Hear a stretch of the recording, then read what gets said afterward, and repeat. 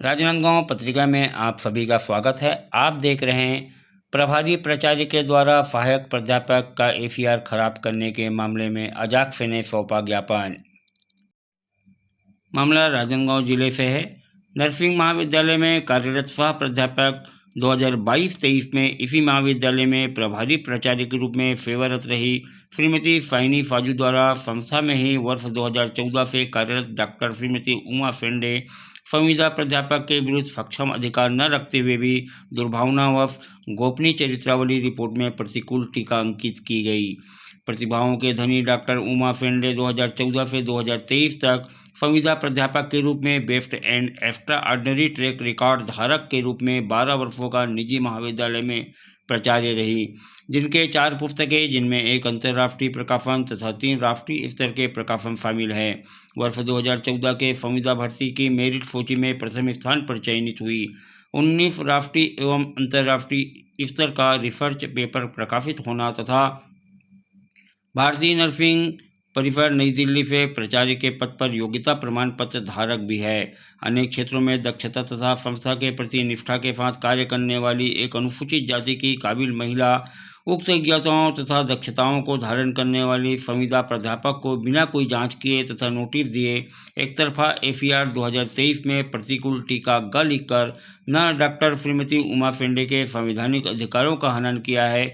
इस प्रकार महाविद्यालय प्रशासन द्वारा अनुसूचित जाति वर्ग की महिला के साथ अन्याय करते हुए अवैधानिक कृत्य भी किया है, जो अनुसूचित जाति अनुसूचित जनजाति प्रताड़ना के श्रेणी में भी आता है। अजाक्स संगठन ने वर्तमान प्राचार्य को ज्ञापन देते हुए महाविद्यालय प्रशासन से मांग की है कि जल्द से जल्द डॉक्टर श्रीमती उमा फेंडे के वार्षिक गोपनीय चरित्रावली प्रतिवेदन के प्रतिकूल टिप्पणी को विलोपित करते हुए अनुकूल टीका अंकित किया जाए, अन्यथा आंदोलन का रास्ता अपना लिया जाएगा। इस अवसर पर अध्यक्ष श्री सिद्धार्थ चौरे, सचिव दिनेश सुधाकर, जिला संरक्षक GP रात्रे, मीडिया प्रभारी प्रदीप रामटेके, प्रशांत सुखदेवे, संगठन सचिव राजकुमार नागदेवे, सदस्य रितेश रंगारी, श्रीमती रेणु जामवाड़े, श्रीमती तिलोत्मा बड़गे, वर्षा वारके व तुलेश्वर भांडेकर उपस्थित थे। आप भी देखें वीडियो। और मुझे डिफेम करने का इनको कोई अधिकार नहीं है। मेरा क्वालिफिकेशन, मेरा एजुकेशन इन सब से ज़्यादा है। उसके बावजूद भी यदि मेरे साथ इस तरह का व्यवहार किया जा रहा है तो उसके लिए जिम्मेदार इन्हीं लोग हैं सर। आपका सीआर खराब करने के अध्यक्ष महोदय जी से एक सवाल मेरा ये है कि जब आपकी जानकारी, इनकी जानकारी आप तक पहुंची तो क्या आपका प्रतिनिधिमंडल अजाक का उच्च अधिकारियों से मिला और इसको अवगत कराया, तो उन्होंने क्या आश्वासन दिया, या मिला भी या नहीं मिला आपका प्रतिनिधिमंडल अजाक? देखिए महोदय, हमें 3 फरवरी को मैडम का पत्र मिला। 3 फरवरी को पत्र मिला। पत्र के बाद में हमने पत्र का अध्ययन किया और हमने नियम को खंगाला कि नियम क्या कहता है चरित्रावली लिखने में। तो हमें बहुत सारी त्रुटि नज़र आई इसमें, क्योंकि कॉलेज में प्रभारी प्राचार्य है, फुल क्लास प्राचार्य अभी तक नियुक्त नहीं हुआ है।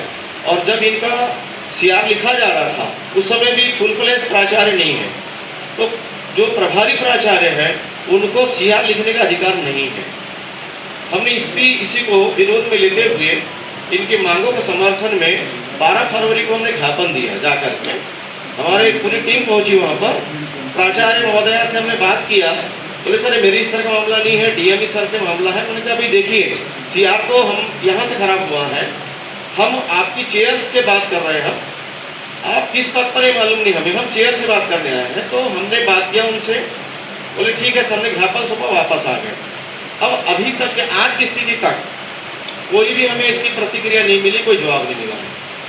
अब बस इंतजार हमारा ये है कि मैडम को हमें न्याय दिलाना है। वो भी सभी आप गणमान्य जो हमारे जो पत्रकार बंधु हैं, आप लोगों के निवेदन हमारा ये है, आग्रह हमारा कि कृपया न्याय देने में हमें मदद करें, संगठन को भी और पीड़िता मैडम को भी। एक सवाल मैडम से है, आपका सीआर खराब करने के पीछे कोई आपसी दुश्मनी वगैरह है क्या? सर ये आपसी द्वेष ही कहूँगी सर मैं, जो कि वाद विवाद के रूप में अक्सर उनके साथ कुछ न कुछ उपज उन्होंने कोशिश की थी, लेकिन उसका जवाब मैंने दिया भी है। लेकिन पारिवारिक वाद विवाद तो होते रहते हैं, जो वाद विवाद 8 सालों में कभी मेरा किस टाइप का झगड़ा है? कोई स्पेशल झगड़ा है क्या आपका?